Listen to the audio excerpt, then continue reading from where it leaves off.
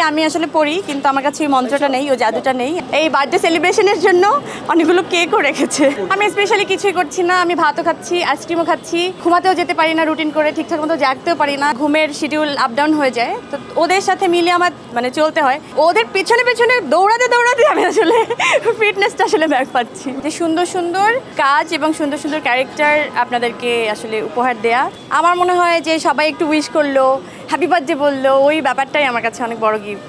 আমি খুব মিস করছিলাম আপনাদেরকে, যে আসলে বরাবর আমি সবসময় জন্মদিনে আপনাদের সাথেই থাকি। লাস্ট 2-3 বছর মনে হয় আমি আপনাদের সাথে নেই, কারণ আমার বাচ্চা অনেক ছোট, তো ওকে একটু ক্যামেরা বা ক্রাউড থেকে একটু দূরে রাখি যতটা পারি আর কি।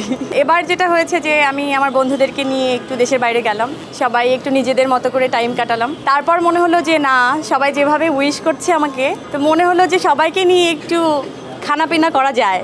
এই বার্থডে সেলিব্রেশনের জন্য অনেকগুলো কেকও রেখেছে, তো আমরা কেকটাও কাটবো একসাথে ইনশাআল্লাহ। ট্যুর তো আসলে 10 দিনের ছিল, এটা আসলে বলার মতো কিছু নেই, ব্যক্তিগত একটা ট্যুর। আমরা বন্ধুরা মিলে আসলে ঘুরতে গেছিলাম, আমার বাচ্চা ছিল আমার সাথে। এই তো একটা নতুন একটা অভিজ্ঞতা নিয়ে ফিরলাম, যে বন্ধুরা একসাথে দূরে গেলে কেমন লাগে। 3-4 দিন তো বৃষ্টি ছিল, আমরা কিছু ঘুরতে পারিনি ওভাবে। আমাদের একটা প্ল্যান ছিল যে খুব এক্সপ্লোর করব সবাই মিলে, যেহেতু একটা ছোট বাচ্চা ছিল আমাদের সাথে, অত বেশি কিছু এক্সপ্লোর আমরা আসলে করতে পারিনি। আমার লুকের চেঞ্জ, আমি স্পেশালি কিছুই করছি না, আমি ভাতও খাচ্ছি, আইসক্রিমও খাচ্ছি, ঠিকঠাক মতো ঘুমাতেও যেতে পারি না রুটিন করে, ঠিকঠাক মতো জাগতেও পারি না। তো মেনটেন জীবনযাপন যাকে বলে, খুব ট্রাই করছি, কিন্তু যেহেতু দুটো বাচ্চাই পরপর ছোট বাচ্চা, তো ওদের কখনো কখনো ঘুমের শিডিউল আপ ডাউন হয়ে যায়, তো ওদের সাথে মিলে আমার চলতে হয়।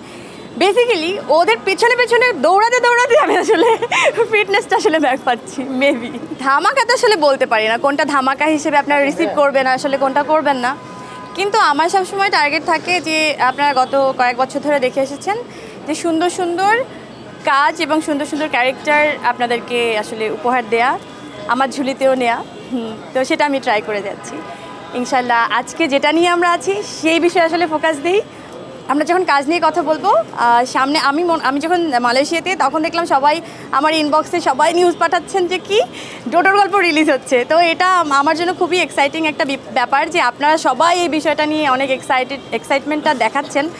সো আমি আসলে বেসিক্যালি এটা নিয়ে এখন ফাইনালি মনে হয় যে মুভ করার সময় হয়ে গেছে, প্রমোশনটা স্টার্ট হয়ে গেছে। তো প্রমোশনটা যে আপনাদের হাত ধরে হয়েছে, এটা সব থেকে অনেক একটা দারুণ ব্যাপার আমার জন্য। না, আমার বাচ্চা গিফট নিয়ে অনেক বেশি এক্সাইটেড থাকে, কিন্তু আমার কখনো গিফট নিয়ে ওরকমভাবে এক্সাইটমেন্ট কাজ করেনি। আমার মনে হয় যে সবাই একটু উইশ করলো, হ্যাপি বার্থডে বললো, ওই ব্যাপারটাই আমার কাছে অনেক বড় গিফট। ডোডোর গল্পের এক্সপিরিয়েন্স তো আসলে 2 বছর আগে শেষ করেছি, কিন্তু এক্সপিরিয়েন্স মনে হয় আমার লাইফ টাইমের এটা একটা বয়সের একটা জার্নি দেখানো হয়েছে।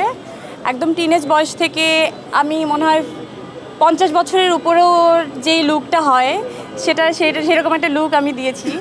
তো ওইটা নিয়ে ওই লুকটা দেখার জন্য বেশি আমি এক্সাইটেড যে কখন এই লুকটা আসবে। এবং সিনেমার এন্ড পার্ট না বলা যাবে না, প্লিজ আর কেউ এটা নিয়ে কোয়েশ্চেন করেন না, আমি অনেক কিছু বলে দেবো। না, হলে যেতে হবে তো, সেটা তো এখন এই মুহূর্তে আসলে বলা কি ঠিক হবে? একবারে কিভাবে দিব? জাদু একটা জাদু দেই, আসে তো একটু জাদু দেই। আমার ছেলে এরকম বলে মাঝে মাঝে, যদি কিছু চায় মাঝরাত্রিরে, তারপরে বলে যে তুমি জাদু দাও। তো ওকে কেউ হয়তো মাথার মধ্যে ঢুকিয়েছে, ওর মা আসলে সব কিছু পারে এবং মার কাছে জাদু আছে। তো আসলে বেসিক্যালি আমি আসলে পড়ি, কিন্তু আমার কাছে ওই মন্ত্রটা নেই, ওই জাদুটা নেই, আমি কোনো কিছু জাদু দিয়ে আসলে বলতে পারি না।